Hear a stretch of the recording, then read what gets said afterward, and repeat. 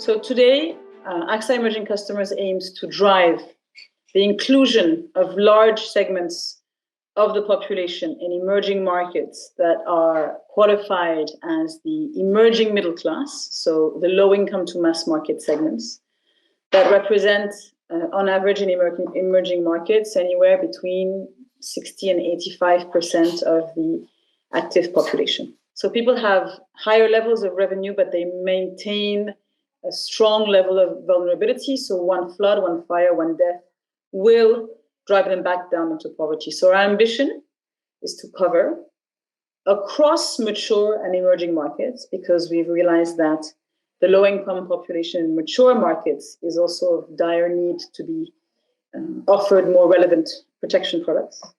Of the 4 billion people in the world who are part of the emerging middle class, but are vulnerable enough that they will slide back into poverty if they don't have an efficient risk management system. And what's interesting is that the women angle, so our women clients, they are the ones that are going to open, to pave the way for their household with regards to inclusive protection.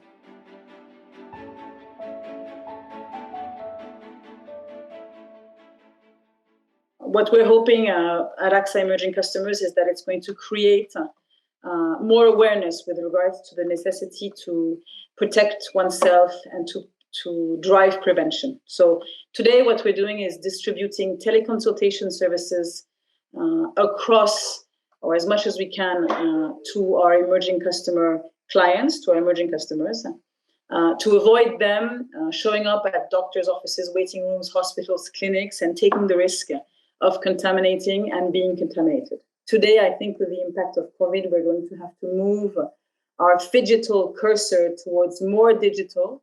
Hopefully that will have an impact on cost. Hopefully because people are forced to be driven, are forced to go towards more digital.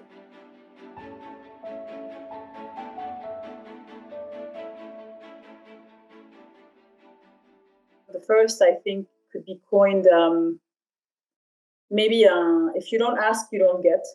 We have a tendency, even though I don't like, making generalities, we have a tendency of waiting for things to arrive and thinking that if we deserve them, then at one point someone will realize that and will bring it to us and lay it on our lap. Maybe the second piece of advice is that I've always been a strong proponent of thinking it's always better to ask for forgiveness than for permission. We have also a tendency of asking for permission, of being process-driven and going through hierarchy. Sometimes I think it's worth just taking the risk. If it goes well, then you'll be congratulated. And if it doesn't go well, you can ask for forgiveness. You can smile and tilt your head and ask for more forgiveness.